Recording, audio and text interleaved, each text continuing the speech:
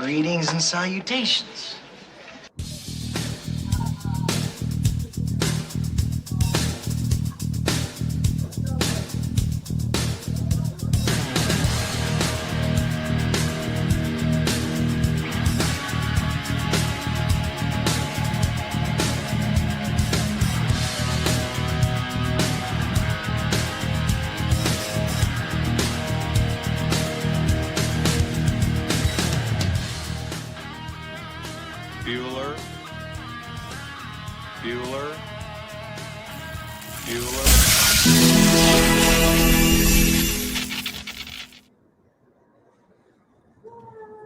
Hey, good morning, guys. What you're looking at is Beautiful Home Sweet Home. That's Venice Beach. I've been watching it here for about the past 20 minutes. I was going to turn it on 20 minutes ago and let you guys just kind of like vibe to it until I started the stream. But I decided against it. Just, I don't know why. Let's just keep things normal. But yeah, I've been really enjoying watching how slowly the people just start coming out. I used to sit out on the balcony and just watch it go from emptiness to scattered people, here and there, to just full-blown chaos. And it stays that way till about 2 a.m, and then it just empties out and people disappear. Some people go to jail, and then it just starts all over again. But it's been real nice checking it out. Good morning. It is Thursday, the 3rd, April 3rd, and you are on the Morning Mayhem Show. I am Sam, and we are on a channel called After the Bars. Thank you for joining me this morning. We have a few stories to kind of cover and make fun of a little bit this morning. Is JoJo Siwa, why she's so cringe now. And maybe she always has been. I just know my daughter has like 6 onesies, pajamas that all say JoJo Siwa on them, and you couldn't pay her to wear them. I could offer her 1,000,000 teddy bears from Build-A-Bear, and she would not wear those pajamas anymore. She's seen her with Gene Simmons from Kiss makeup on, and that was a wrap. It freaked her little 5-year-old senses out. But yeah, it's so funny. It's so funny. All right. Well, let me just play the intro. I'm kind of just catching my legs, getting my legs under me, and I'll see you guys in a minute. This is the Morning Mayhem Show. Wake up, Sam's got the mic in hand. Morning mayhem sweeping the land. Recovery tales and a bright new start. Big news stories tug at the heart. From breaking news to stories of light, Sam spins the world till it feels just right. Warm voices guiding each brand new day. Life's second chances come out to play. Sam's morning mayhem tuned in tight. Life's heavy shadows meet the morning light. Courtroom dramas and a sober fight. Sam brings the peace to the break of night. Hell yeah. Hell yeah. I love that intro. I really do. I really love it. How are you guys doing today? I have my big jug of coffee. This is actually when you go get like you guys know what pho is? PHO. It's like a soup, like an Asian soup. When you go have pho or ramen at any of the Asian, restaurants, when you get your to-go stuff, they give you like this bucket. I mean, it's pretty big. I mean, it's like it's probably got a, I don't know, 6-inch diameter and or circumference, whatever it is, from end to end. And I filled it with coffee. So I ran the machine twice, filled it up, sweetened it up with a little iced coffee that I get. It's that Delight iced coffee, the caramel macchiato. Sweetened it up with a little bit of that, a couple of Splendas, and I feel Splenda. Now, funny story. Last night, my entire house was asleep by 6 o'clock. Me, Mariana, and Hazley, all asleep by 6 o'clock. Guess what time we all woke up today?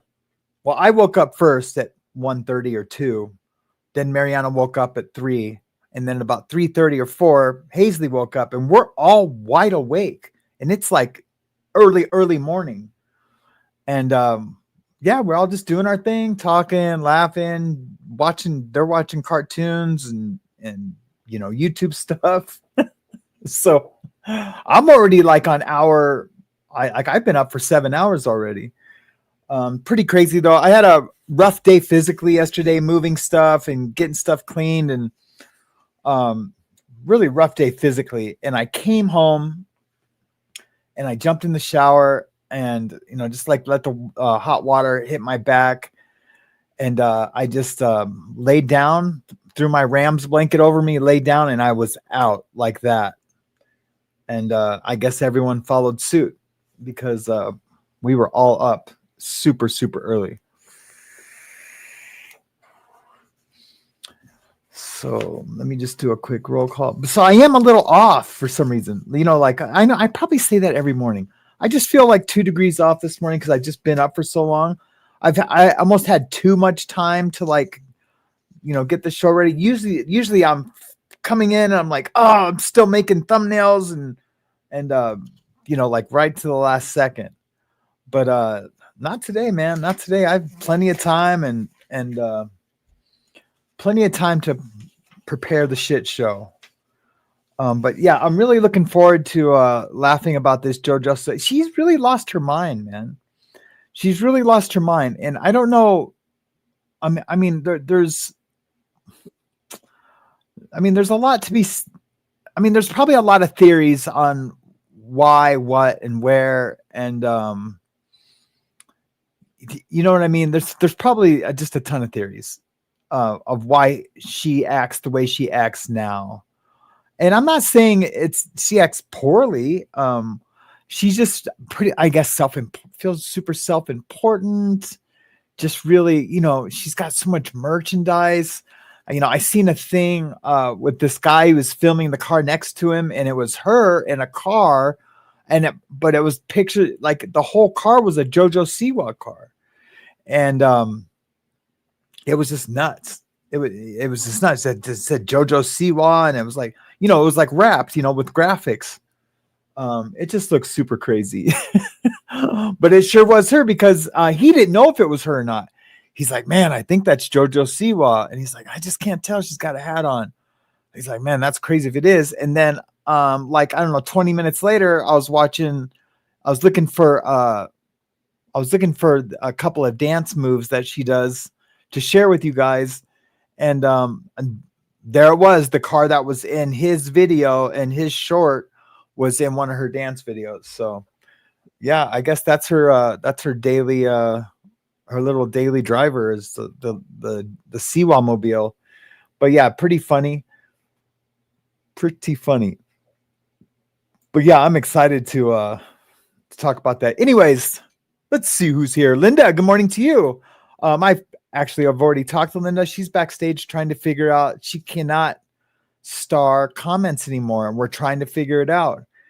I don't know if it was a StreamYard update or what's the deal, but doing the exact same things as we were before, but she's just not able to star the comments. And I even tried to recreate her situation on my end, and I can't. There's just StreamYard knows I guess if I deleted all the cookies, but StreamYard knows the browser no matter what email address I come in through. I guess if I didn't empty the cookies, I'll have to do that to see if we can fix it by tomorrow. But what a bummer. But she's back there, and she'll be hanging out with us all morning. Good morning to you, Heather Rhodes. How are you doing this morning? James Collins Cares. How are you doing this morning? I see you might not be here today as you are a guest on another show. Well, that's kind of cryptic. You could always let us know what show you're going to be on so we could I'll go give you some support. That would be awesome. Holly Grace, good morning to you. How are you doing this morning? My own eyes and ears. How are you doing this morning? Sherry Lebron. How are you doing this morning? Greetings and salutations to you, Sherry. Ben Bacon Bits. Okay, so I told you guys I used to do that, right? Like when that movie first came out, like I would always just do wherever I went. I don't know if I told you that there's like a sub story to that story. Where because I was doing that all the time because it's Christian Slater and I was like impersonating his voice. And I was trying to buy this guitar, and there's a place called the Guitar Center, and they wouldn't sell it to me. They said it was on hold for something. So I called back as Christian Slater and said I was going to send down my assistant to get it, but I was using my Christian Slater voice to try to buy the guitar because they weren't selling it to me. I can't remember the reason why.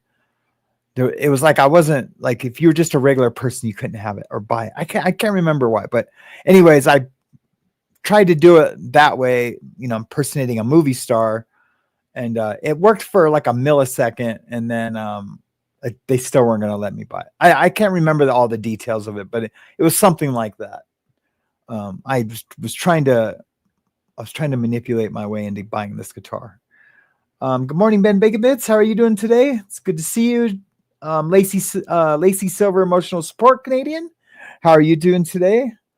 Congrats to at Surviving Together on her win on the Women Changing the World Awards in journalism and media category. What? Dude, that is huge.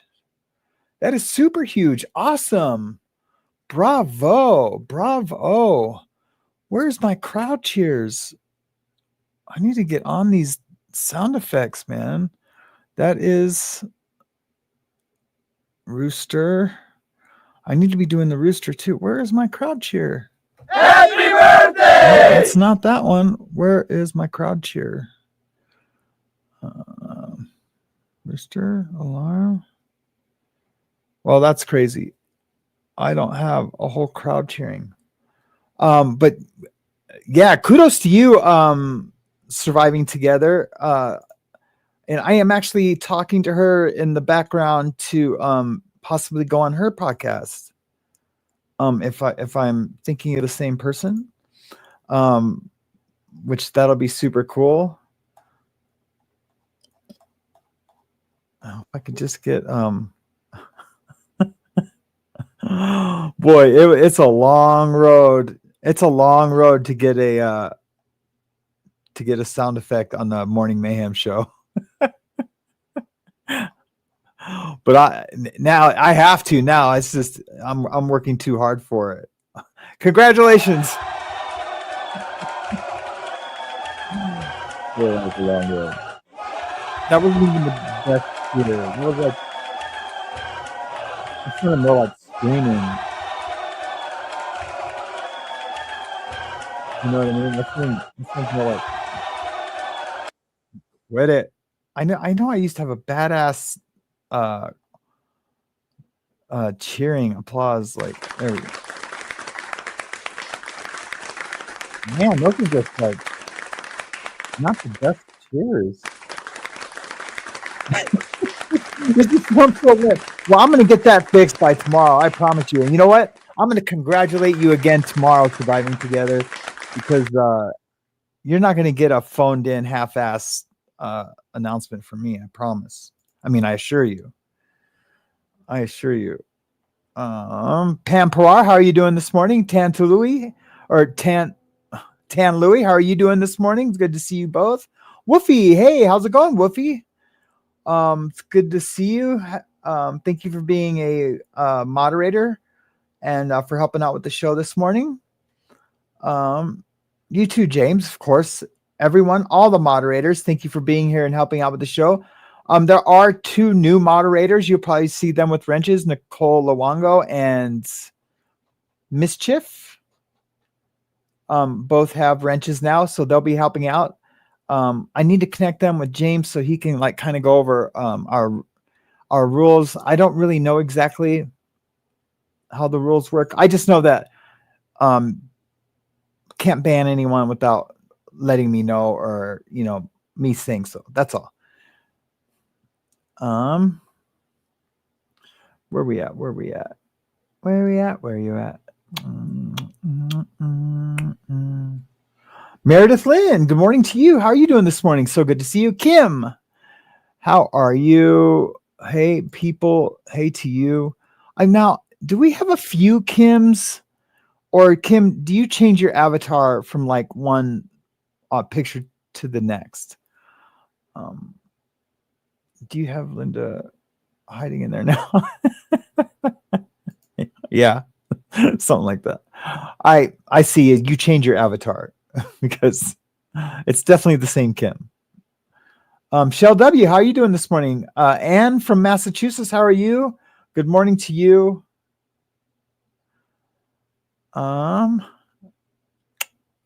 Brother B, hey, how are you doing this morning? Good to see you this morning.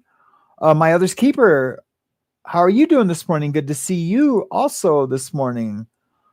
Where has Ian been? I seen Ian was here yesterday, but I don't remember interacting with him at all yesterday. Cliff Ann, how are you doing this morning? Good to see you. Happy Thursday to you. Karma Chameleon, how are you doing this morning? Good to see you. I'm so glad you're here. Morning, y'all. I'm cleaning, so can't stick around. Love to all in chat. Love to all in chat and our host Sam. Hands yellow, heart red. Hands yellow, heart red. Awesome, man. I'm so glad you checked in with us. Thank you so much. I appreciate that. I need water. I think that's about it. Did I see Teresa Clay? Hey, how are you doing this morning? Good morning to you. Carol Stewart, good morning to you. Gay Lynn, how are you doing this morning? Hey, and thank you for the gifted 10 memberships. Deeply appreciated. Thank you so much. It's a new month, and I really appreciate the gifted memberships and super chats and all the things.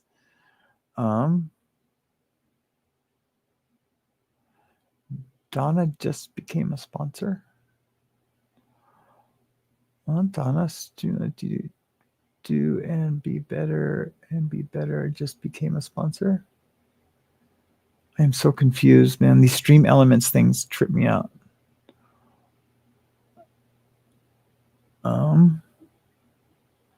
Let me just scream past that. I don't know if you guys can see those in the chat, but it's so weird.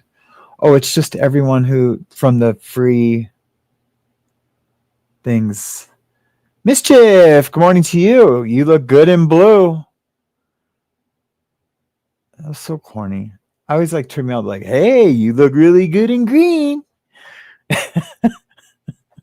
I just want to like just end it. No. Just end it. See, I know when to use those. One with cats. Hey, Shell. Good morning to you. So glad you're here. Thank you so much for being here this morning. One with cats. Pemperwine. Kim. Big bits. Big bits. Well, let's get on with the show. We got 55 people in there. The show is shrinking by the day, but that's okay. I'm not tripping. And I'm getting a lot less views than before. And I don't know, I could probably put up a thumbnail and said, F Tommy Scoville, let's fight. And I'd have 20,000 views, So, but I'm not trying to do that. So I'm totally cool with it. We'll just grow at a slow pace from this point forward. I got a couple of growth spurts from the drama. Most of my audience is from, the drama spots that, or where the drama was happening, and, supported Reese, during her thing. And now we're just all trying to just create our own content and trying to be careful who we hang out with. My mother always told me, be careful who you hang out with. FTG. Oh, hey, John Lazam. Welcome to the show. And thank you for the contribution to the channel yesterday. I really appreciate it. Motherbird63. Hey, how are you doing this morning? Good to see you. One with cats. Did I already say good morning to one with cats? One with cats. Marimello, how are you doing this morning? Good to see you. Quality, not quantity. That's right. Thank you, Kim. Always in for the save. Man, I am like stuttering over my words this morning. Carol Stewart, good morning to you. I wonder if it's Tiff 420. Good morning to you. I don't think I've ever seen you here in the chat before. So welcome to the show. Okay. I'm guessing everyone knows who JoJo Siwa is. I wouldn't know who she is if I didn't have daughters. You know what I mean? And young daughters at that. So, she's made some changes since, I'm not going to get into like how she got started and the whole backstory, but what caught my eye is that there was an interview she did on Access Hollywood, and she's talking about her concert that's coming up. And well, I'll just let you guys, I'll give it a listen. We're going to play it and I'm going to stop it and comment, play it, stop it, comment, maybe show you a couple little cool little dance moves. Hi, JoJo. How are you? I'm good. How are you? I am good. Good. Well, we're here to talk about your new tour. Yes, I'm so excited. 5x5. So excited. So tease what fans can expect for us. I mean, there's so much to tease. I am really excited because I wanted to create a show that wasn't just a concert, right? I have all these songs that I love to sing, but I was like, I want to do something more. I want to create, a party environment. I want to create something that feels very Thank you, James. immersive, interactive, intimate. And so I really did that with this show. And so, you're going to get the concert that you want to see, right? But then there's going to be a DJ set run by me. There's going to be an interactive game with the audience where they have a chance to win a sick prize. A sick prize? Yeah, I'm sure it's going to be dope as fuck, right? I'm sure it's going to be sick. There's going to be so much fun for everybody in the crowd. It's gonna be a show like no other. And I read that there is a chance for fans to get close and personal with you. There is. What can you tell us about that? There's a lot of the VIP experiences. I wanted to make them really different than what typically a VIP experience is. And there's also, we're doing 2 other levels where the keyword. I want you guys to hear what she just said. She says, I want to make it different than what the typical VIP experience is. And she does do that a little bit, but the ways that she makes it a little different, and it's not all that different, come to find out. There's one, and this is the most exclusive VIP, where you actually are going to get to come while we're loading in the show, and you're going to get to kind of help us set it up and make sure things are right and test out, the drum with me or the JoJo, that's not a VIP experience. That's called labor. That's called a job. You're talking about having people pay you $900 because that's how much it is, and then I get to pay you $900, and then I get to come help you set up. Yeah, I'm good on that. The DJ booth with me. You're gonna kind of get that. Then we're doing another one where you just get an exclusive backstage tour. We're doing this fun thing where you get a little bit of show memorabilia. So there's different things that are used within the show that we will replace every night. And so we will give that to those top tier. We're calling them dream guests on my show, like dream guests on my podcast, but dream guests at my show for VIP. So it's gonna be fun. What songs are you most excited to perform? I'm excited. So, and she's gonna give you some of her sweaty, poopy clothes that she's gonna dance around in and let you have for the show. So, yeah, I think that's a little crazy. I think she's lost her mind to charge someone $900. Now look, I'm not gonna lie. Some of her new music isn't that bad. I guess I was expecting worse, and so I was pleasantly surprised. Because I listened to it before I let Hazley listen to it. But I can't tell her who it is now because she's seen her look how like the pictures in the thumbnail. She's seen her look like that. But check out some of these new moves or some of the moves that she's pimping to us.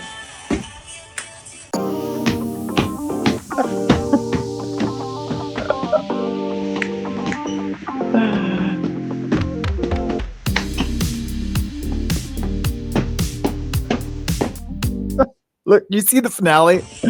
Look at that. Yeah, get it. What is that? That's called like the monster dance. Hold on. Look, watch. Monster dance.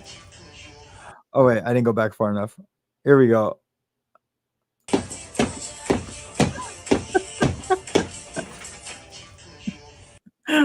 That's so funny. Anyway, I mean, that's just it. She's like really good at bad dancing. And so I wrote a little commentary about it that I totally forgot I wrote and that I was going to do for the show. It's the Mayhem Show, right? It's typical. Okay, here we go. Do you ever say a name and your whole body has an involuntary reaction? Like your face crumples up like you just bit into a lemon dip in battery acid? That's the JoJo Siwa effect. Just hearing her name activates this primal cringe reflex. Like my soul knows it's about to be embarrassed on a cellular level. But I'll be real with you. JoJo Siwa is one of my idols for my kids. Top 5 easy, and not because of her music, her fashion, or even her rainbow sprinkled empire. No, it's because she is without question the best bad dancer this species has ever produced. She has perfected the art of making movement look like a seizure caught mid TikTok. Her karma's seizure routine, iconic. Her guilty pleasure, stinky treasure, two-step, a national treasure of cringe. I mean it. None of it looks good. Not one move, but that's what makes it genius. And I'm super serious about that. It really is.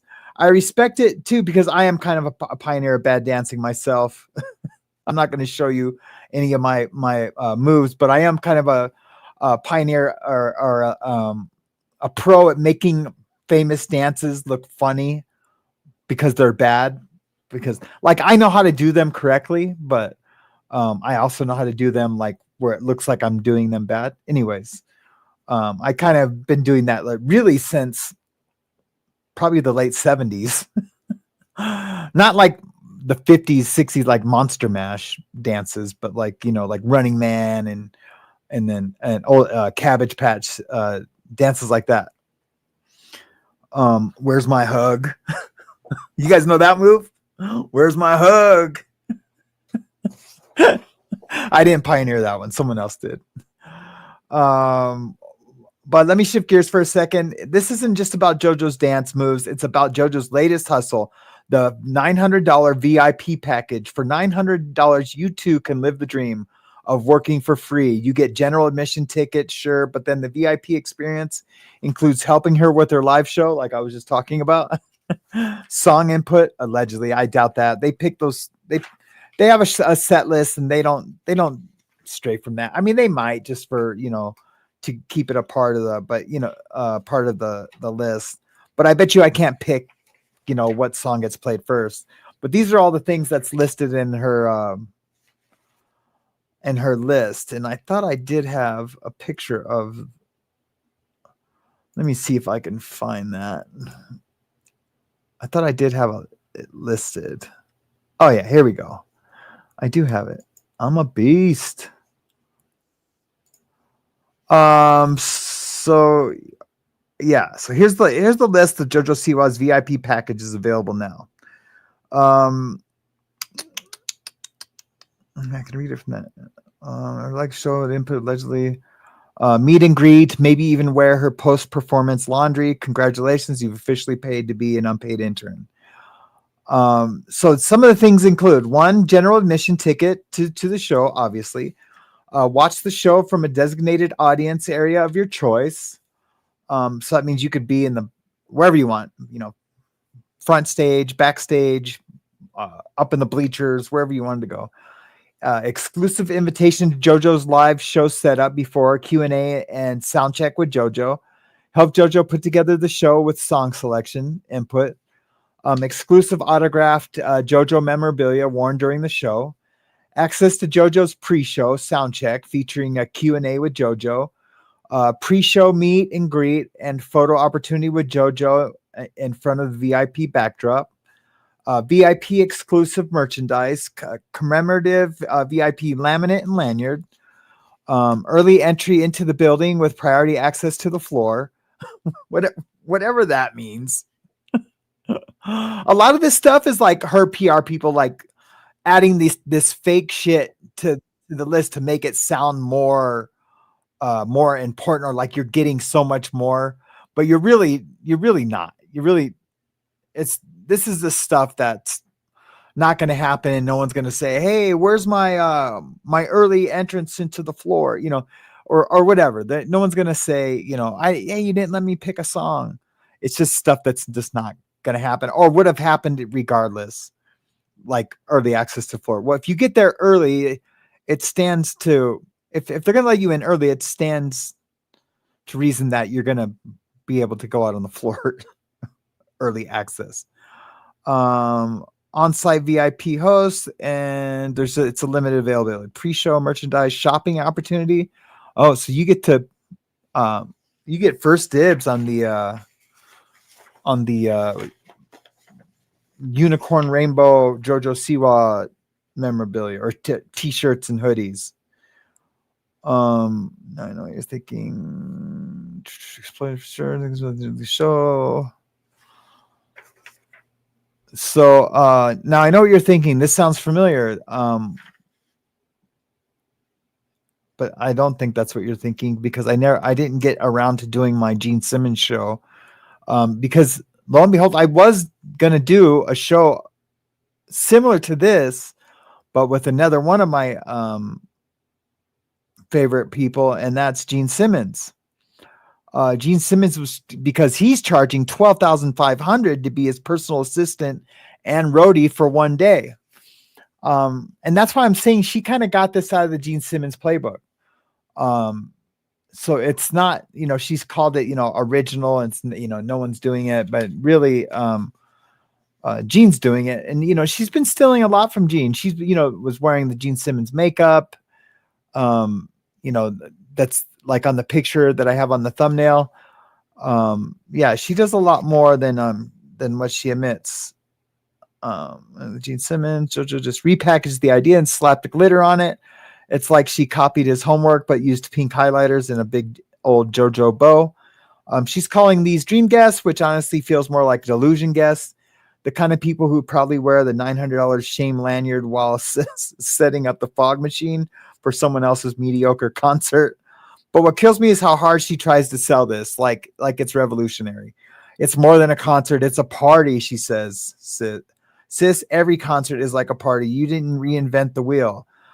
You just bedazzled it and called it interactive. And the reason why I like even make a comment on that, because she has priors for saying that she's creating things. She's tried to say, what was it last year? She was created the trans, something to do with transgender. What was it? She said she created like transgender trank music or something. It was some kind of music genre that she said she created that's been around really since gay people could like listen to music or dance to music, or I don't know. It's like she didn't create it. It's something that's been around for a long time. Like my gay brother listens to that style of music. And so it was just super funny that she always tries to say that she's the inventor of stuff. There's even a part of me, God help me, that briefly considered, no, I don't want to write that. No, I will not be attending JoJo's paid labor tour, but I will be watching closely. JoJo Siwa has become a beacon. So JoJo, I'm sorry, I'm editing my own thing that I got out of the toaster. We are witnessing the evolution of a celebrity exploitation in real time. JoJo Siwa has become a beacon for how far parasocial relationships can be stretched before they snap like one of her glittery headbands under pressure. And that, my friends, is what makes her so fascinating. Cringe, yes.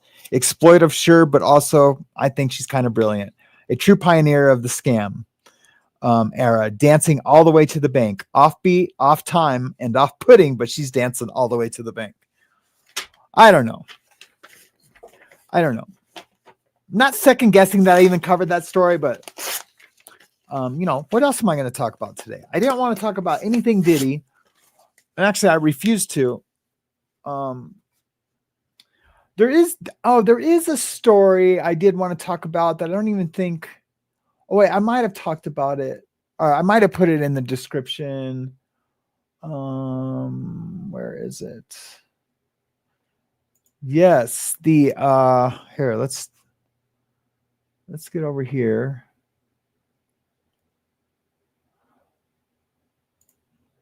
I haven't read this all the way yet.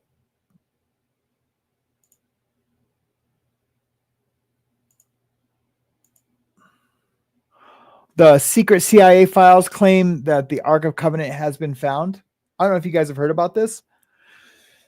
It was an April 1st story on the Daily Mail, so I thought it was on April 1st. I thought it was they were just like kind of clowning, and they were just going to come out the next day and say it was bullshit.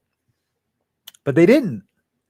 It's still up. The story's still up. No one said April Fools. No one jumped out of, the browser hat to say gotcha. So let's take a look-see at this real quick. So the location of the chest believed to contain the 10 Commandments has long been a mystery, but CIA documents claim the Ark of the Covenant has been found.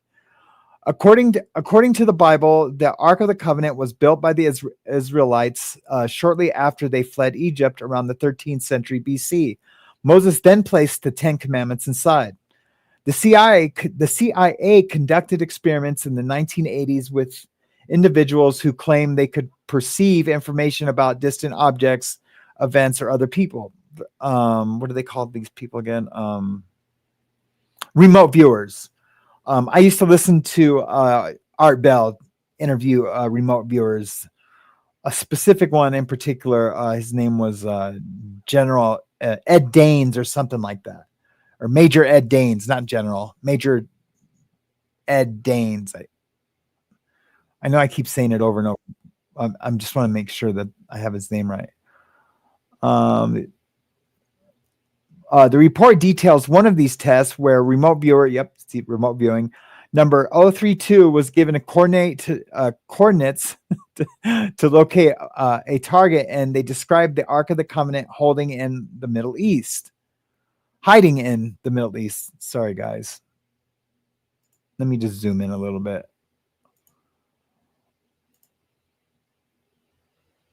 I need to get glasses, man. They're just... I need to get good glasses. Hiding in the Middle East. What I need to get rid of is this side pane. Where was I at? Hiding in the Middle East. Some historians believe the Ark of the Covenant was originally kept inside the Holy of Holies, the innermost chamber of the ancient temple of Jerusalem, before it disappeared during the Babylon sack of Jerusalem in 586 BC. There is also a legend that the artifact was taken to Ethiopia and now resides in a local church. Evidence that the chest existed has yet to be found, but the CIA document declassified in 2000 claims it was discovered in 1988. The target is a container. This container has another container inside of it. The document states the target is fashioned of wood, gold, and silver, and it is decorated with a six-winged angel. The remote viewer continued to say that the coffin-shaped object is located somewhere in the Middle East, and saw people in the area speaking Arabic. The remote viewer, however, was not told that they were searching for the lost covenant before the experiment began. Ooh, now that is awesome. Now we're talking. Now we're getting into some now we're getting to somewhere. Getting into something. Damn it, Sam, talk. Talk. Quit laughing and talk. Where was I at? Document decided in the Middle East somewhere before the ever began. Okay, what do we got here? We got a document approved for release in 2008, 8/8/2008. Basically just document access. It's like the double-blind study source sheet for probably for the facilitator, and the viewer. Like this is the facilitator's notes. I'm guessing. Viewer 032 attained excellent sight contact, doing very well with the stage 4 structure. Viewer also exhibit. This is all remote viewer speak, and so that's nothing that we'll really understand or even need to understand to make sense of the story. But that's cool. If they didn't tell the remote viewer what they were doing and then they came up with that, then I would be pretty excited. According to biblical history, the sacred gold covered wooden chest was constructed sometime around 1445 BC. The 10 Commandments are a list of directives given to Moses by God, including rules such as thou shalt not kill and honor thy mother and father. Some historians believe that the ark remained inside the ancient temple of Jerusalem for centuries, and during this time, only the high priest of the Israelites could see it. Even he was only allowed near it on Judaism's holiest holiday, Yom Kippur, and then it vanished. But this CIA document, a remnant of the mysterious Project Sunstreak, it was also called something else, and I can't remember what it was called, suggests the U.S. government has known where the ark is for years. In the 1970s and 1980s, the Defense Intelligence Agency, DIA, and several other intelligence agencies, including the CIA, employed individuals alleged to have paranormal capabilities as means of acquiring intelligence about distant events. Project Sunstreak attempted to use psychics known as remote viewers to gather intelligence on targets using only coordinates. Remote viewers are supposedly able to project their consciousness beyond their bodies to observe a far-off location.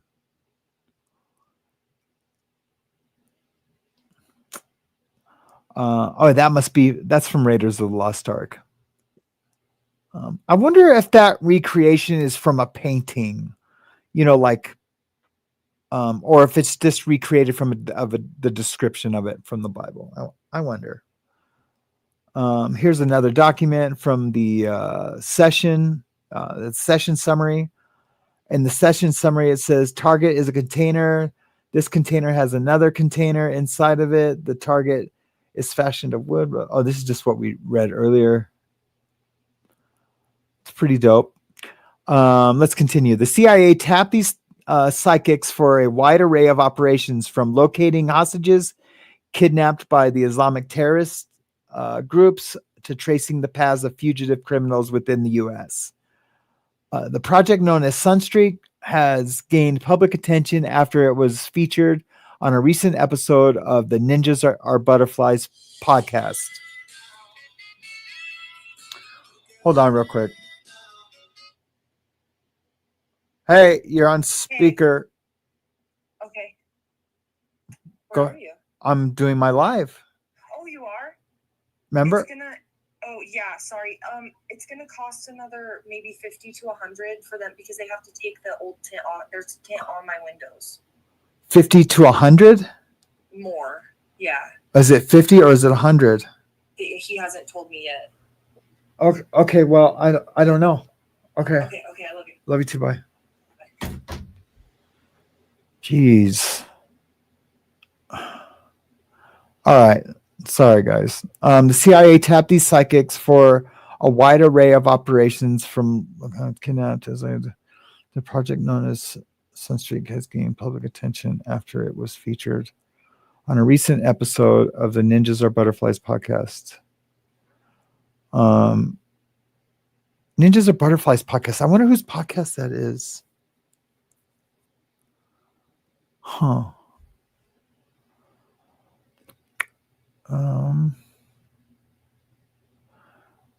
I was like, what am I looking at? He said, the document describes a training exercise conducted on December 5th, 1988. The psychic projected their consciousness beyond their body to search for the sacred artifact, writing down his observations as they went. What he wrote was bone-chilling, Hooper said. This target is located somewhere in the Middle East, as the language spoken by individuals present seemed to be Arabic, the psychic wrote. I'm sorry. Hold on, guys. Hold on real quick.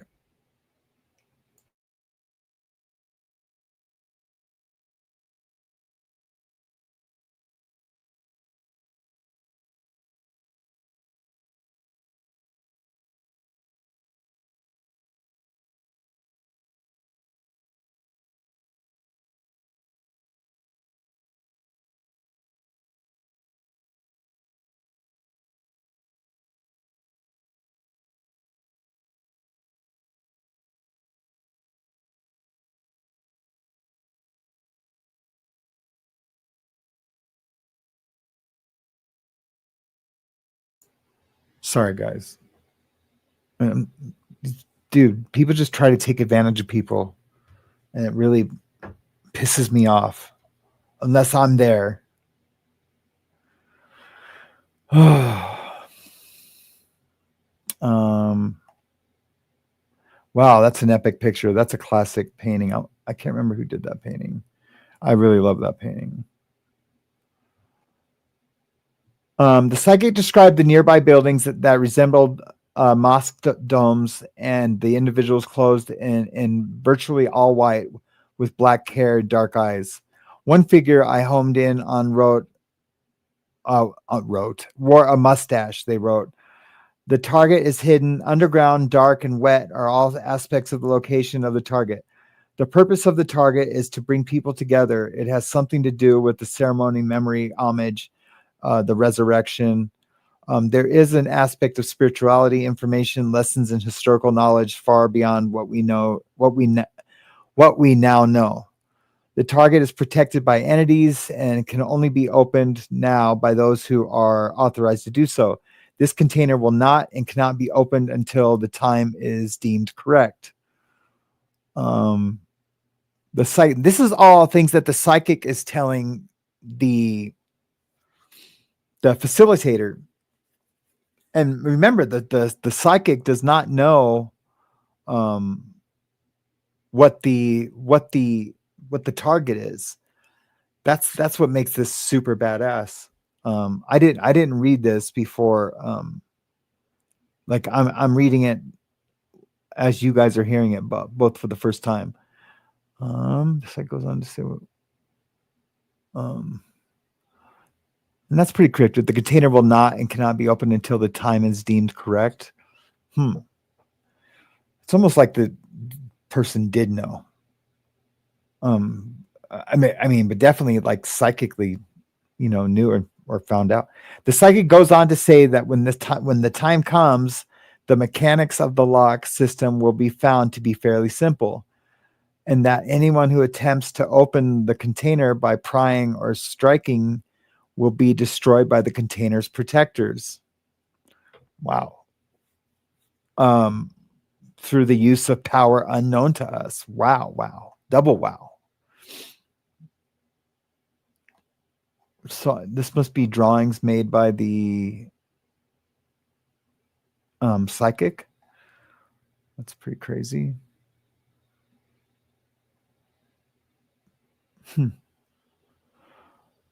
They also sketched 8 stick figures lined up against the wall, labeling them mummies. Oh, wow. Okay. Toward the end of the document, the remote viewer sketched a winged creature with a tall beak and talons, labeled it as Saradin. Sheridan. The rest of the report features sketches and scrawled writings that the psyching, is that even a word? That the psyching presumably made during the remote viewing session. That must mean psychic.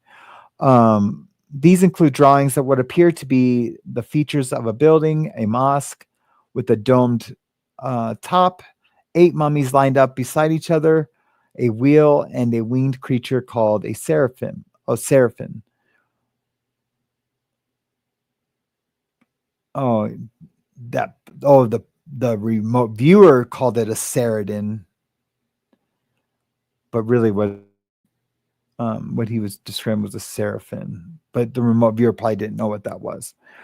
The document also includes multiple lists of seemingly random but ominous words such as death, forbidden, protected, scared, must be sacred, scared or sacred, destroyed, pain and anguish. Some theories suggest that the Ark of the Covenant may reside somewhere in Ethiopia. That's what I've always heard. I mean, I've heard that forever, that it was most likely in Ethiopia.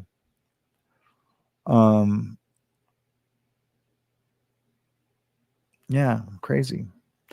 Although this remote viewer claimed it, I said to make sure my microphone was on.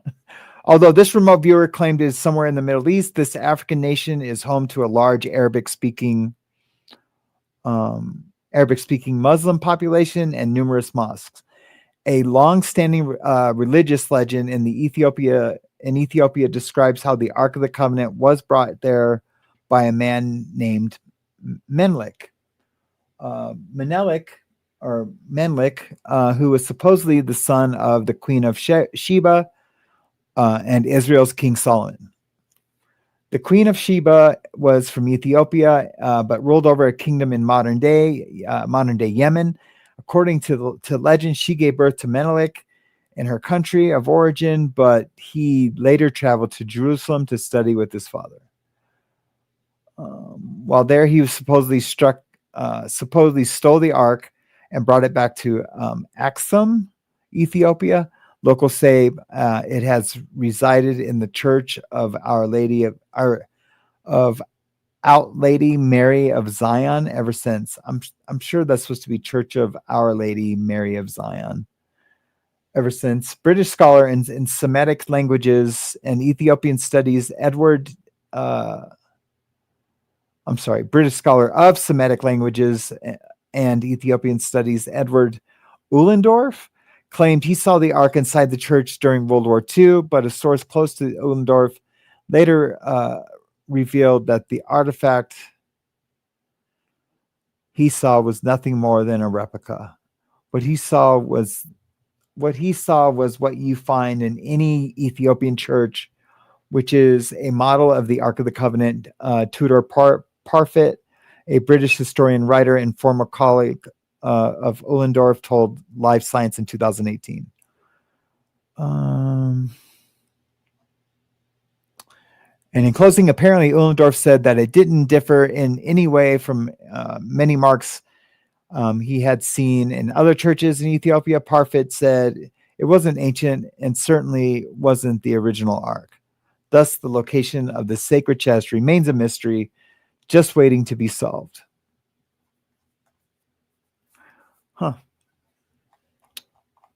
Well, that was a bit of clickbait, wasn't it?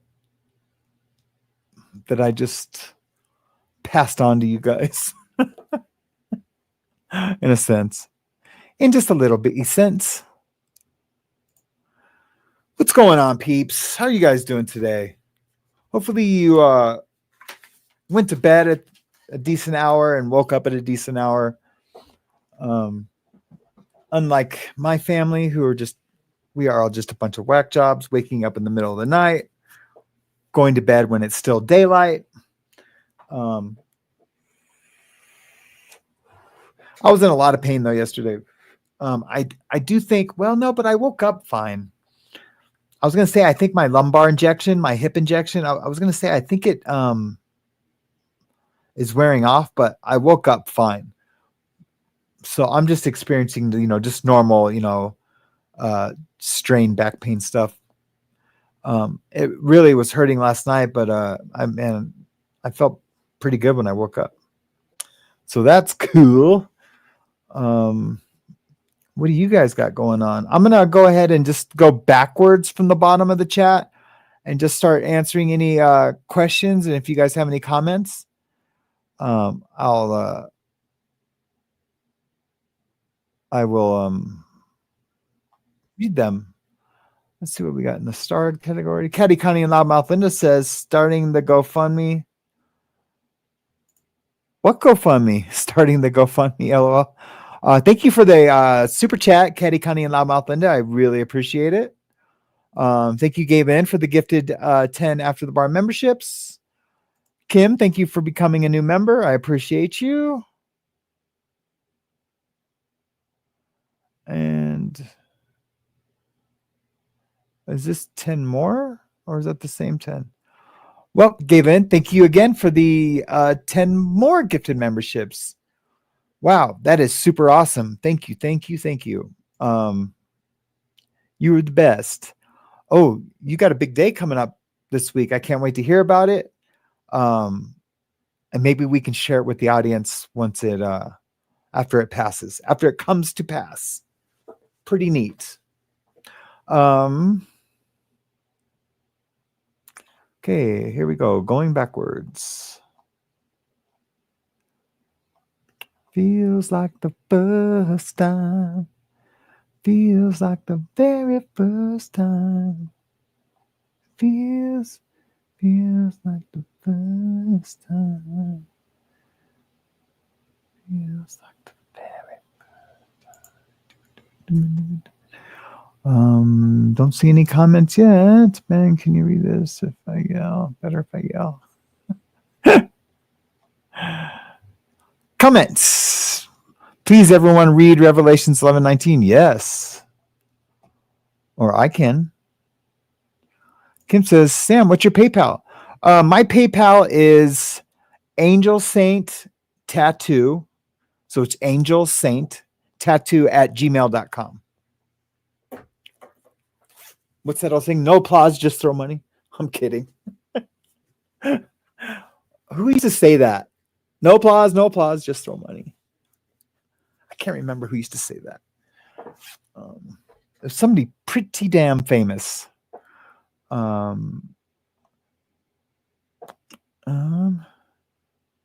Senator Sam. Oops. Hey, Carol Stewart. Welcome to the show. How are you doing today? Senator Sam. Oops. Double X. Man, I wish I knew why that was funny, but I'm sure it is. Auto industry is notorious for ripping off women. Oh, you guys must be talking about my phone call.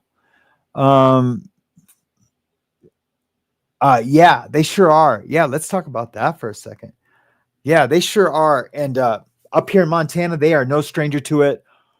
I had Mariana take my truck in to get oil change and like lubricant, change all the oils and the transmission and all the things to make sure everything was lubricated. We were getting ready to go on a trip, and she told the guy that. She's like, "Oh yeah, we're going on a trip to California." This is like 2 years ago, and she called me and she's like almost in tears, saying that we can't go on the trip. And I was like, "What is wrong? What is going on?" She's like, "They're saying that your truck isn't safe for this trip, and that it's dangerous, and we won't make it. And to fix it, it's going to be like $4,000 because they have to buy the assembly, not just the one part." And I was like, "What? No way." So I stopped tattooing, or I probably finished my tattoo, went home, called my buddy who's a mechanic. I'm like, "Here, will you come here?" Because they'll give you a list of like, the things that they are saying, that everything that's wrong. So him and I put it on the lift and took a look underneath at everything they were saying, and it was all bullshit. Yeah, the CV joint was a little loose, but that was nothing. It wasn't going to kill my family on the highway.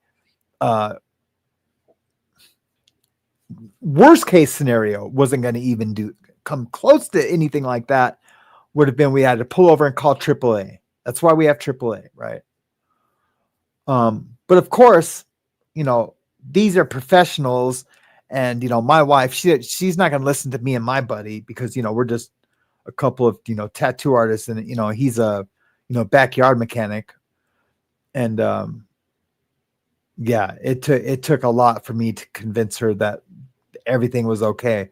And you know what? I drove that truck on that trip, which was like 1,600 miles. Then I drove it on after that, like over the next year, without having anything fixed. Over the next year, I drove it. Let's just see, 8-hour drive once, 8-hour drive twice, 8-hour drive once, 8-hour drive twice. So that's 4 times. Towed a huge, heavy snowmobile trailer full of with my like a bunch of furniture in it. 10,000 pound or 12,000 pound trailer with fully loaded with all my furniture in it. Nothing ever went wrong with it. The dude was full of shit. I did end up getting in a car accident with Hazley. I had to run the truck. Someone was coming at us head on going the wrong way on the highway. And I had to take my truck to avoid collision and go off into a ditch, and it totaled the passenger side. Hazley was fine. I was the only one that was upset. I was really upset, and Hazley was calming me down. I was really mad at the whole situation. The person never stopped either, kept going. And I was just really mad at that person for a long time. But Hazley, being the perfect angel she is, she was just like, "Daddy, it's okay.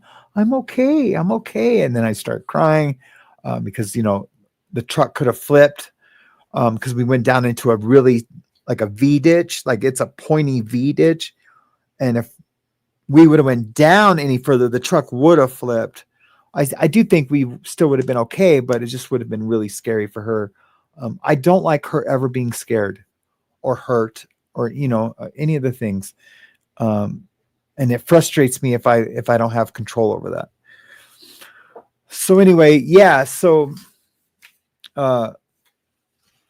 yeah, they're vicious up here. If she wouldn't have had a husband, just say, they didn't know she had a husband that was going to question that or had a friend, but they probably figured, 7 out of 10 times, people are gonna, go for it. And that's how they keep their business alive. I'm guessing, because there's a lot of competition, but I don't think you should have to lie to do that. He could have said, "Hey, your CV joint's a little loose. Maybe you should replace that. Maybe I would do that before you left, whatever." I never even did that. And I drove all those trips. And then, we were in the accident.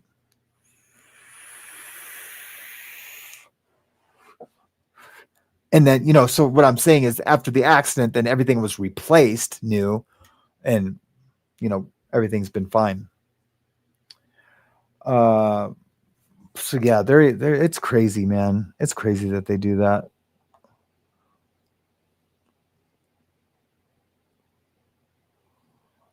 John says, "Tell Mariana I can help that." No, we're good, brother. Thank you. I appreciate it. She's just been really trying. We've been saving up for her to get tinted windows before summer. And the new shop is next door to a guy who buys and sells wholesale cars. And I asked him yesterday, "Hey, do you have any recommendations for someone to do tint?" And so he sent me to this guy. Well, this guy just happens to be, when Mariana used to cut hair, the one of the women who she used to cut hair with, this happens to be her husband. So it was like a small world thing. So I don't think he's trying to burn us, but he can just take the tint off. We're not going to pay him. We're already overpaying him. You know, I feel like we're overpaying him to do the tint, but you pay for someone professional to have it done. We've been saving up a long time for it. We might as well have it done right, but he can take off the old film. And I mean, there must be a film on there, but what's the film there for? But there's no tint. The windows are crystal clear. There's no tint. Maybe it's like some UV blocker or something like that. I don't know. It's crazy though. Joe McNoll is another remote viewer. Oh, here we go. Mischief Manager says Joe Moneagle, MC Moneagle, or Moneagle is another remote viewer from Project Stategate. Oh, Stategate. Project Stargate. Yeah, that's cool. Have you ever heard of that, Mischief? Have you ever heard of the Major Danes? He used to be on Coast to Coast all the time. Everyone thought he was a fraud. Like all the other remote viewers, they didn't get along with him. He said he was the best. He said he was the best of the best, but and I think he had a school to teach remote viewing. And you know what they say, the old saying, if you can't do it, you teach it, or something like that. Something like that. Sam hit mute.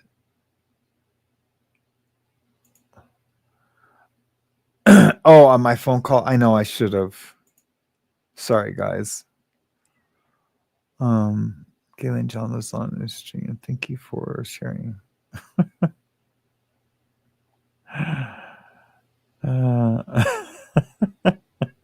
They are not in a box like that. No, I'm just reading stuff. Looking for comments. John was like, "Hey, by the way, according to Revelations, the ark is now in heaven. We don't need it anymore because Jesus is the new ark. He's the new covenant. Yeah, the new ark for salvation. Oh, very interesting. Very, very interesting. I guess you're right about that, actually, because Jesus is the new covenant.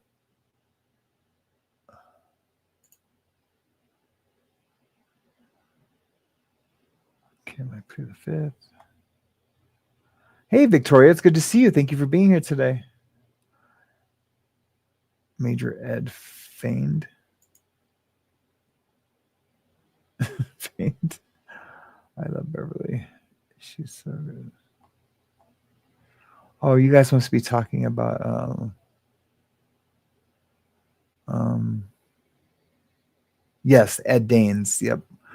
Thank you, Victoria. Yes, Ed Danes. His Art Bell appearances were scary. I think he talked of giant monsters in the caves awakening. I think he did too.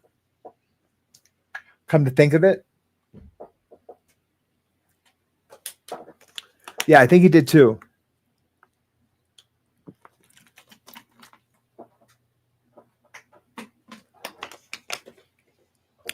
And I think that's when people started be going, "What? This dude's a crack," or and that's the thing. When you start predicting things like that, people are going to start going, "What?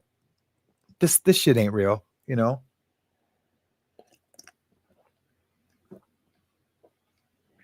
Sorry if you guys heard me slurp that just now. Yeah, we don't want big giant monsters coming out of caves. It's bad enough they live underneath my daughter's bed. Oh, yes. Oh my God, I'm still laughing at Elaine Bennis dancing on Seinfeld. Do you remember? I can do her dance. I'm not gonna do it for you though. But she did like a twitchy, like a she was trying to do like the Roger from What's Happening. Remember that? Hey, hey, hey. Oh, that was the little dude. But Roger, he would go like that. But Elaine, she would like twitch really bad, and she would have her thumbs like I seen an interview with her where she talked about that dance. I can't remember. Oh yeah, and she'd have one leg kick out like all funny. That was so cool. Oh, but yeah.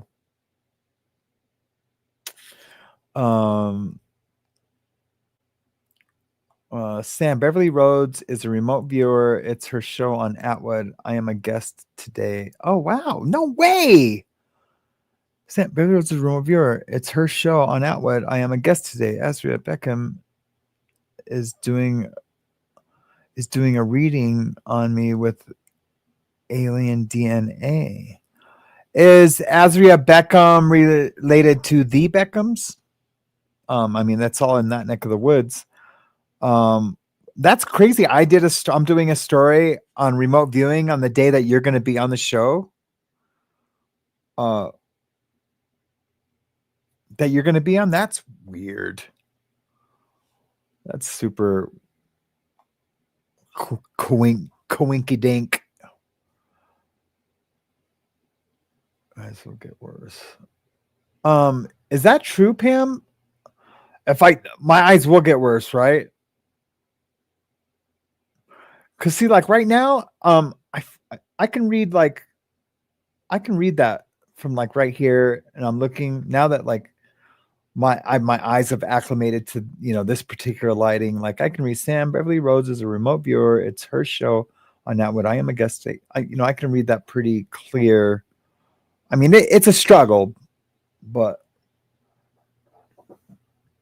and when I get closer, it's worse. When I get farther, it's not as bad as when I'm closer, but like right here is the sweet spot. Right there is the sweet spot. But yeah, I think I have heard that before. Thank you, Pam, for the comment and the advice. Yeah, I need to do that. I need to do that like probably this week. I have insurance. So I will go get I will go get an exam. But here's the deal. With the insurance that I have, like I can only see some certain doctors, eye doctors, and the last dude I seen was a quack, man. He was a quack. And when I told Mariana like what eye test he did on me, then she was like, "What? He didn't do this, he didn't do that, he didn't do that." And I'm like, "No, I didn't do any of that." And she's like, "Oh, he's a quack." And then I got my glasses. But when I actually paid for like a real deal doctor, I mean the dude was a doctor, but when I paid like a higher end place, which was the last time I did it, man, I got the full he was the real deal Holyfield, like, and like my glasses were awesome, and but I was rich then. I was making almost like $4,000 a week tattooing. I mean, it was crazy. It was a really good time to be a tattoo artist up here. Everyone was getting stimulus checks and buying tattoos with it. It was super bizarre.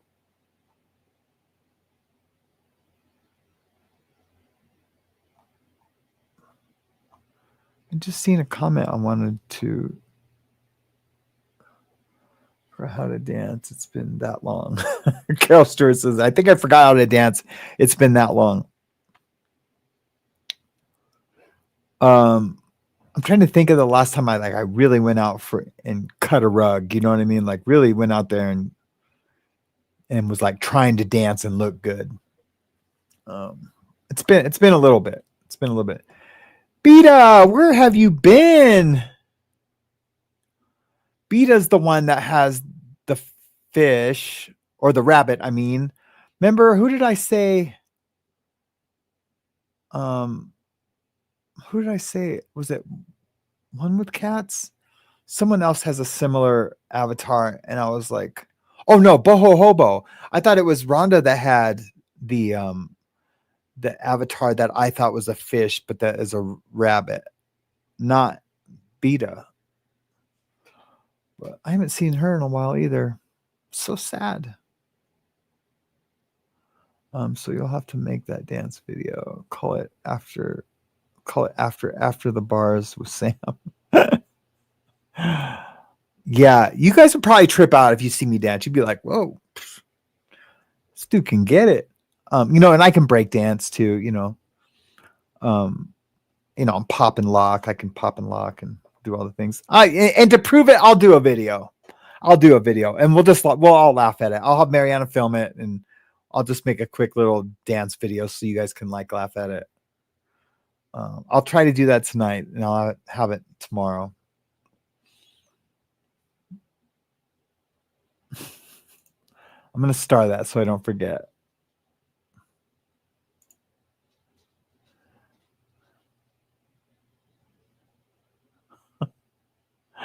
Thank you, Nona24 for the super chat for Sam's glasses.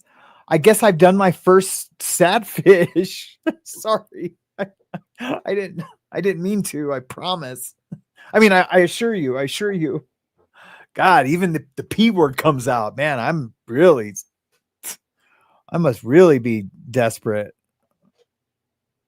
God. Sam Wolfie wants a ticket. What kind of ticket, John? She want a ticket to Montana? I'm trying to see what that emoji is. Oh, it's yawning. Renegade music. Thank you, Heidi. Oh, in for the kill. Yes, Judy Garland did invent gay music. See, I don't feel like I can say that. I mean, I can say it if it's been said. But yeah, she sure did, man. And I am a huge oh yeah, do you want to do Karen Reed? We can do Karen Reed. She's killing it right now. She's got lots of motions in too. Yeah, let's cover Karen Reed here in a minute.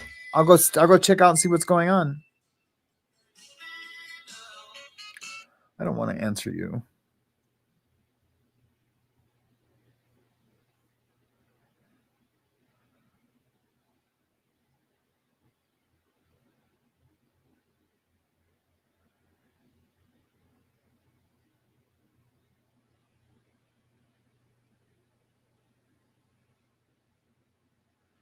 Jeez, there's a transfer rate. Thank you, John, by the way. I just seen your text, the PayPal text. Thank you so much. Yeah, we can cover Karen Reed. I totally want to cover that. And I misspoke last week when we were talking about Karen Reed, and I said it was her husband. It was not her husband. It was her boyfriend. And so I misspoke on that. And I've been saying it's been her husband for a long time, but it was her boyfriend.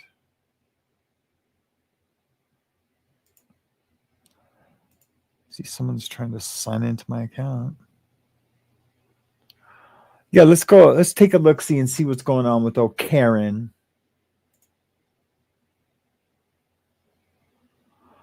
Oh, did you guys hear that they are taking down Black Lives Matter Plaza? They are tearing it down. Yep. What do you guys all think about that? In DC, BLM Plaza, they called it. Yeah, they're just ripping it out. And I don't think it was on any racism type stuff, or I just think there's been some stories of mismanaged funds with BLM. the 3 chicks who founded it, maybe it's just one, or I guess they all have mansions now. They have all bought new mansions. Yeah, and they've like started no programs at all. You know, I don't know, kind of bizarre.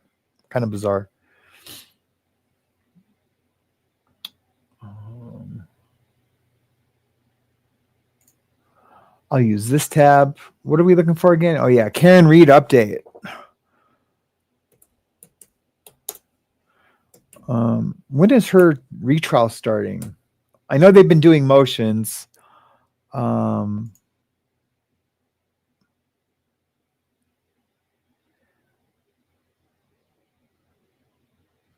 they're picking the jury right now. Cool.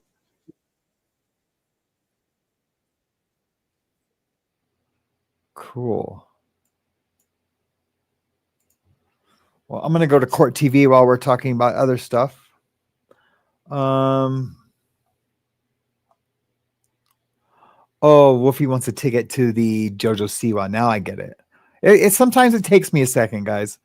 Woman cats, I've viewed too much.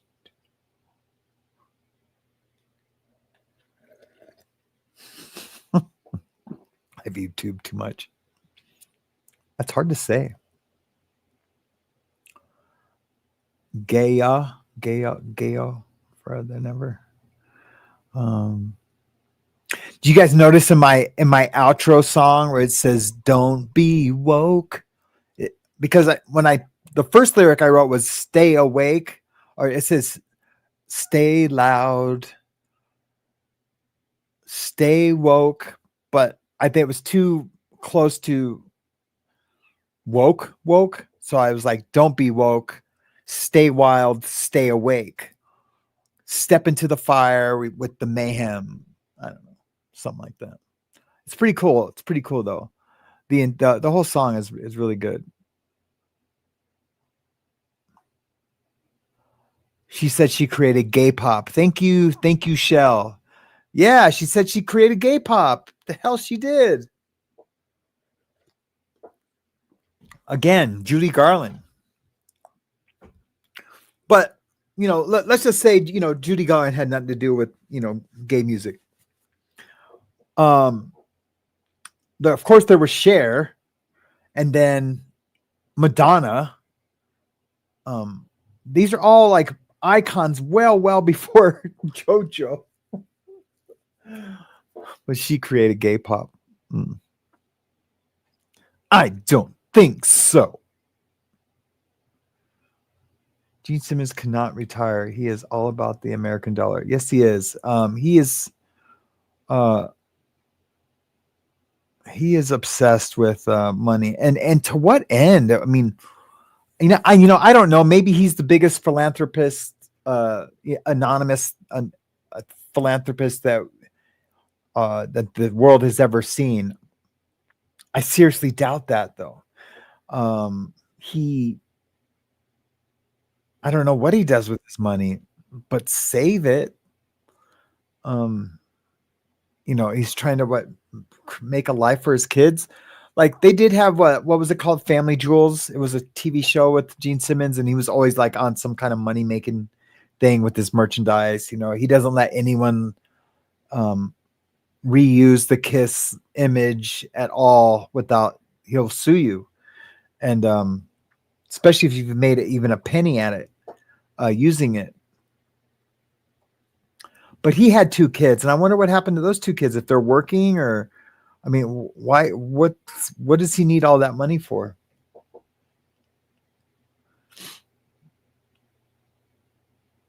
Gene always wants to be center stage. The narcissist. His show was funny, I must say.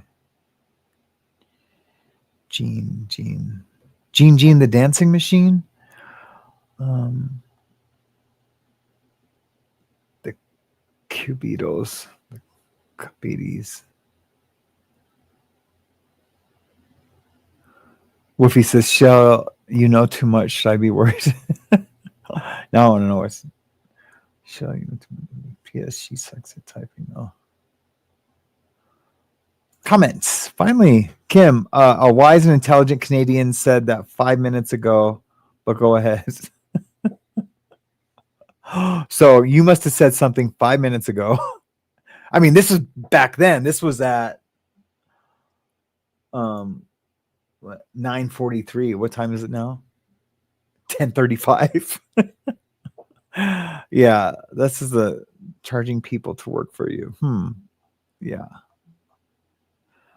Peculiar. This is what happens if I go backwards in the chat to see what you guys are talking about. Me too, Galen. I love most music from past. No, not so much anymore. But Eminem is killing it.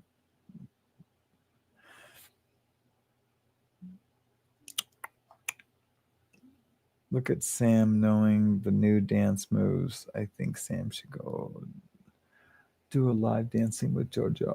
Yeah. I would. I really would. Anyways, guys, let's check out Karen Reed, and then I'm gonna head on out of here.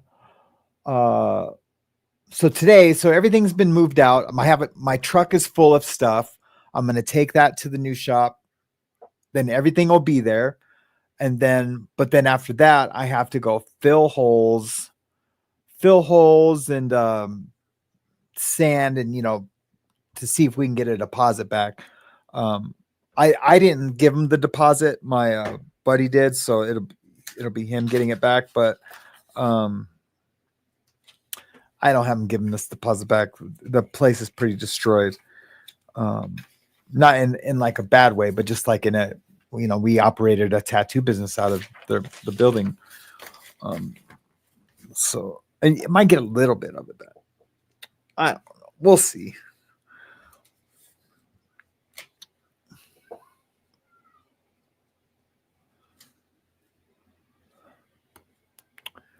What was I doing? Oh yeah. So I'm going to do that.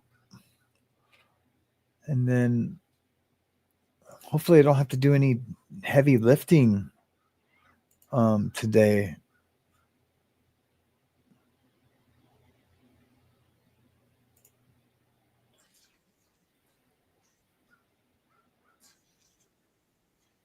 Oh, is this live right now?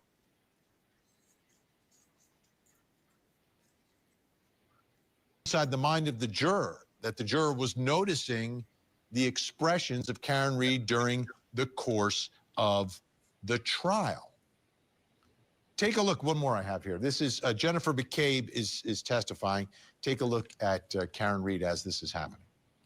I'm trying to turn off. You didn't say to Mr. O'Keefe, you're coming with me. You said to Karen Reed, you're coming with me, or something to that effect, right? Mr. O'Keefe was not outside when I said to Karen, you're coming with me.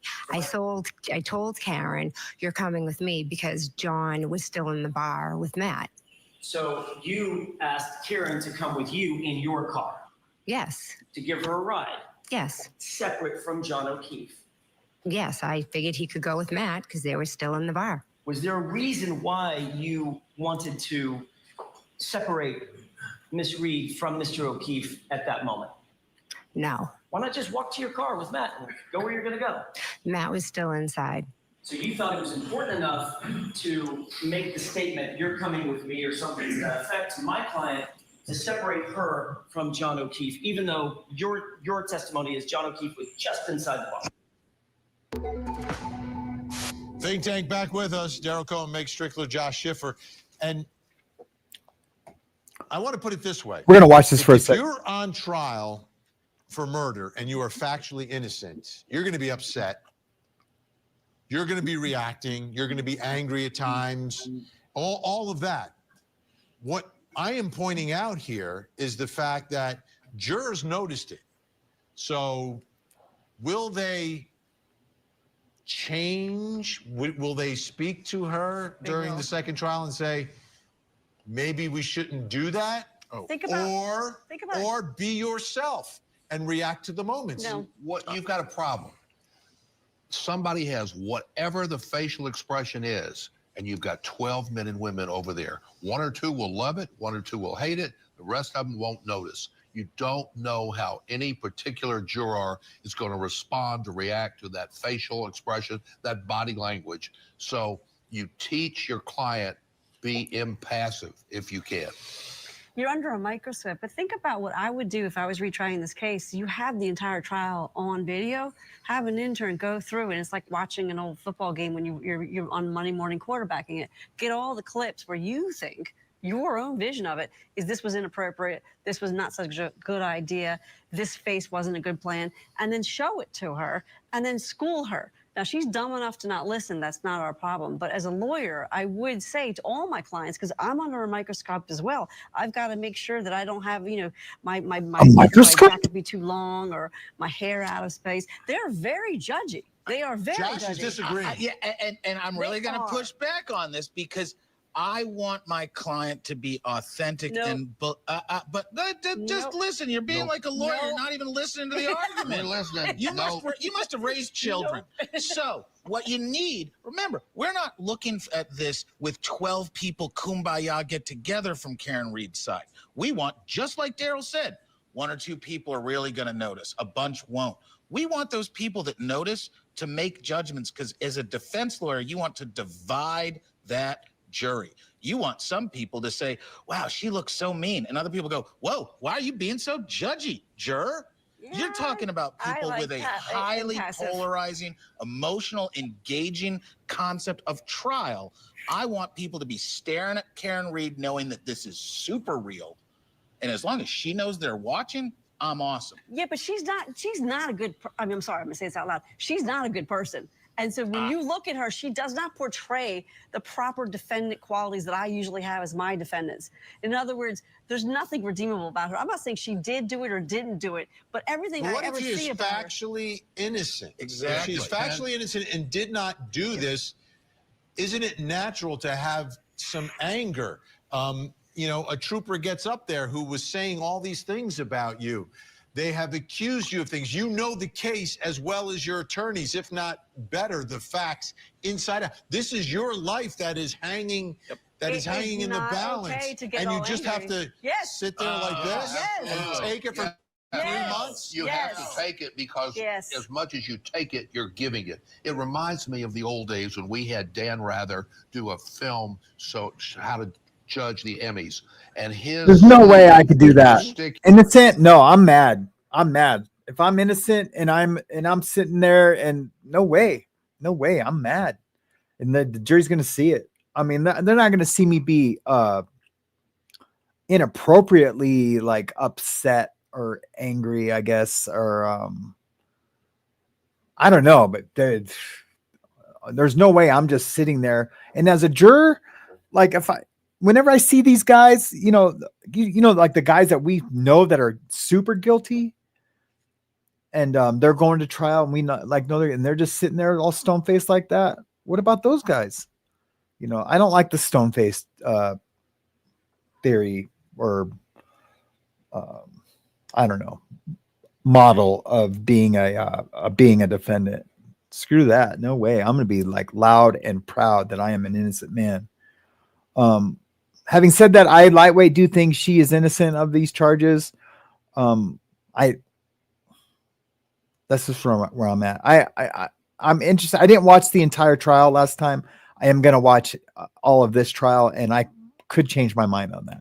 About 4 inches past his jacket, and nobody heard a word he said. They just are you listening focused to on the 4 inches? Yes. You see, look at this. We can look at Daryl's. I've got another one for you. Daryl's socks are next. Let's take a look. Let's take a look at another moment from the first trial. Katie McLaughlin is on the stand and Karen Reed reacting. Let's watch. Do you know any of Caitlin's siblings? No. You don't know Brian Albert Jr.? No. Do you know any of her extended family that might be a little closer in age to you, like Colin Albert? No. Have you ever met any of them? Not that I recall. Not that you recall, or no? I don't remember meeting any of them. Okay. Your Honor, that's all I have right now. Now, she said, and this was interesting, in the documentary that everyone's watched recently, She was talking about, I'm tired of being judged. You know, like I look down to the right, up to the left, because this is when she's being interviewed and answering questions. She said it's like too much already. It's ridiculous. But the problem is that when you get inside a courtroom, 12 people are judging you. Correct. And that's their job. Their only job is to judge you. And by the way, Vinny, it wasn't a documentary. It was a docudrama. And that to me is a very big difference between just the facts, as Joe Friday would say, or the facts as you see them. But lean into being judged, because that's why she's there, and know that the brass ring is dividing that jury. That's what you got to do. Stop worrying about, is someone going to dislike her? I hope people dislike her. I hope people like her. I hope people have very firm opinions as to whether she did or did not do anything, because that creates a win if you're a defense attorney. Now, the state, I bet the state also really wants her to make lots of expressions, because they can then comment on that they sure can. and say, look at old boy's watched jacket. Miss Reed during this trial. You've seen her reaction, her incredulity, I'm going to mispronounce that word, about these allegations. And how cold she is about he the has fact the that someone's sleeves pulled dead. up. and I there's thought an it was actual like person the sleeves were dead too in the short. storyline. She's like, Power. She thinks she's above leverage. it. She thinks she's completely above it, and it's something going on that she's watching and observing, as opposed to being the focal. Powerful for the Commonwealth to be able to use her expressions to build a tribe of conviction, while the defense says no, absolutely wrong. Some of you are judging her on her face that she's guilty or not guilty. If you can't all agree, that's an acquittal under the rules of the law in America. Do you think she'll change? No. No, and that's spelled We'll that, get the you same know. thing. So we'll get this. It'll be the same in the second trial. It will be. Yeah, as well she You should saw her be. yesterday do something that was not appropriate. That's not I'm eating pickle chips. It would be so That's not in front of the. That's Now, not. I need to watch that jury. documentary. Has She anyone said seen that it? she could have changed. I Clearly, wonder she who hasn't did changed. it. You She's don't doing trust that. our jury. It's in front of the It should jury. be easy to find. Maybe I'll find that, and I'll do a reaction to that tomorrow, and then we're on it. We're gonna be watching this trial as it unfolds, and we'll hang Diddy out to dry, and for real with his trial. Like, look, there's no cameras allowed. You know, I do have a Twitter channel or X channel that I follow that will be inside the courtroom, and they'll give updates, but I'm over it. I'm over the Diddy stuff, period, man. I don't even want to say that name. I'm going to just start calling him Puffy again. Okay, guys. Well, kind of just a chill show today. We just kind of chilled out, hung out. I didn't get worked up or excited about anything. That's good. Nothing made me sad. That's good. Robin Bliss, hey, how are you doing today? It's good to see you. I'm glad you made it to the show this morning. Ruth, hey, Ruth, good to see you this morning. These must be out my UK peeps. Grateful 1111, hey, how are you doing? Comment. I think Mickey Rooney was also put on speed back in those days. Interesting. Interesting. I wonder if he was. Did you guys hear that? Speaking of Rooney, what's his name just died? Mickey Rourke. Not speaking of Rooney, speaking of Mickey Rourke died yesterday. I did not know, or the day before. I did not find that out till yesterday. So rest in peace, Mickey Rourke. Man, he was a fixture in Hollywood. We used to see him around town. There's a few stars that are actual fixtures of Hollywood, and you see them everywhere. The grocery store, Pink's hot dogs, eating chili dogs. Like, I see Kiefer Sutherland there all the time. And he was going to be huge. And I can't remember exactly why or what happened, but when he did 9.5 Weeks with Kim Basinger, he was going to be the next big thing. This is before Clooney and Brad Pitt. Like he was going to be like the next leading man to swoop Hollywood. And And yeah, it didn't quite work out for him. Like, was it 9.5 weeks, or was it Wild at Heart with Lisa Bonet? Who was in Wild at Heart with Lisa Bonet? Anyways, it was one of those where, yeah, he was slated to be the next big thing. And then something happened. Well, he was a drinker. His drinking happened. And then he started getting plastic surgery. Then that happened. But he did make a comeback. And it was, I feel like it was kind of short-lived. But at least he was able to, get enough to, buy a house, not live in his, one-bedroom apartment off Hollywood Boulevard like he was doing for so many years, after being in those epic movies. And, yeah. The same thing with Robert Downey. We all expected him to be really dead by now.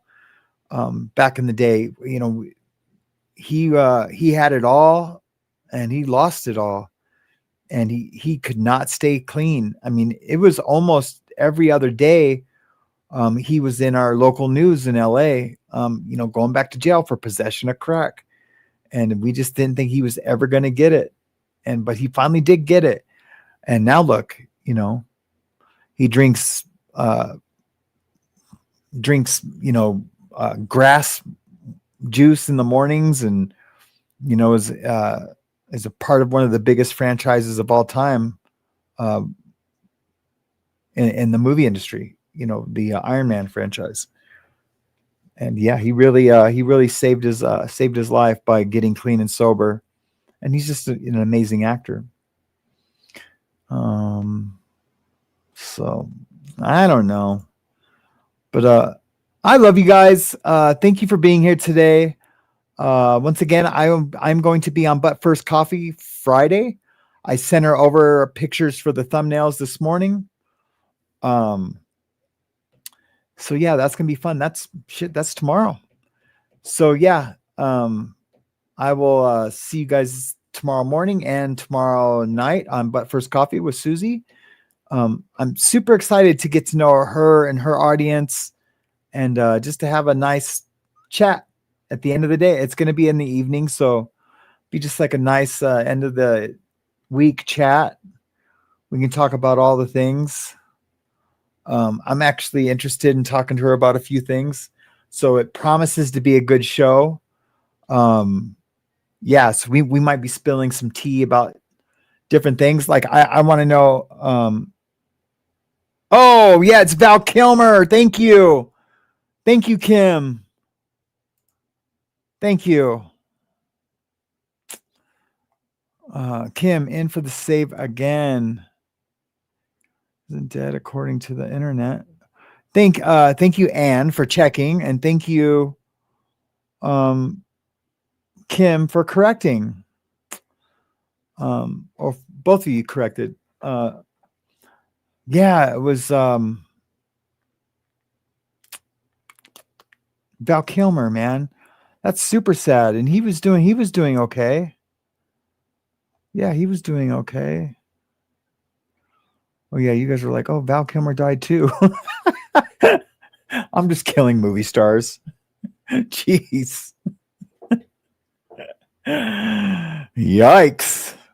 Whatever you do, stay away from After the Bars. It's crazy over there.